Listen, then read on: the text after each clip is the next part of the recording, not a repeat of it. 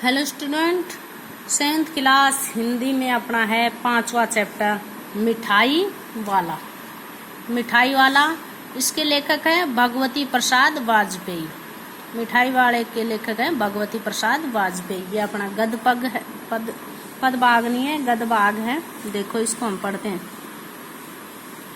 बहुत ही मीठे स्वरों के साथ वह गलियों में घूमता हुआ कहता, बच्चों को बहलाने वाला, खिलौने वाला। इस अधूरे वाक्य को वह ऐसे विचलित किंतु मादक मधुर ढंग से गाकर कहता कि सुनने वाले एक बार अस्थिर हो जाते, यानी कि बेचैन हो जाते, उत्सुक हो जाता। मादक नशीला।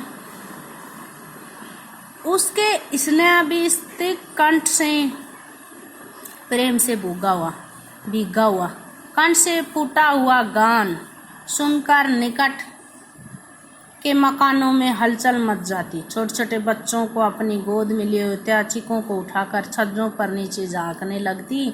गलियों और उनके अंतर्व्यापी छोटे छोटे उद्यानों में खेलते और इठलाते बच्चों का झुंड उसे घेर लेता और तब वह खिलौने वाला वहीं बैठकर खिलौने की पेटी खोल देता। आगे देखो। बच्चे खिलौने देखकर पुलकित हो उठते। पुलकित यानी कि आनंदित हो उठते। वे पैसे लाकर खिलौने का मोल भाव करने लगते। पूछते, इसका दाम क्या है? ओल इचका। खिलौने वाला बच्चों को देखता और उनकी नन्ही नन्ही उंगलियों से पैसे ले लेता और बच्चों की इच्छा अनुसार उन्हें खिलौने दे देता।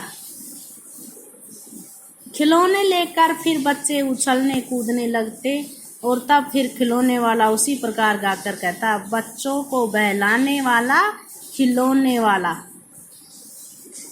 सागर की हिलोर की भांति उसका यह मादक गान गली भर में, मादक नशीला, गली भर के मकानों में इस ओर से उस ओर तक लहराता हुआ पहुंचता और खिलौने वाले आगे बढ़ जाता।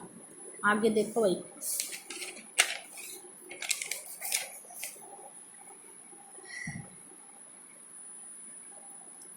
राय विजय बहादुर के बच्चे भी एक दिन खिलौने लेने आए।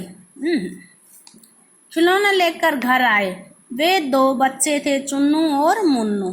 चुन्नू जब खिलौने ले आया तो बोला, मेला धोला कैसा उछले छुंदल ले, मेला घोला कैसा छुंदल ले। मुन्नू बोला, ओल देखो मेला कैसा छुंदल ले। दोनों अपने हाथी घोड़े लेकर घर भर में उछलने लगे। इन बच्चों की माँ रोहिणी कुछ देर तक खड़े खड़े उनका खेल निरखती रही। अंत में दोनों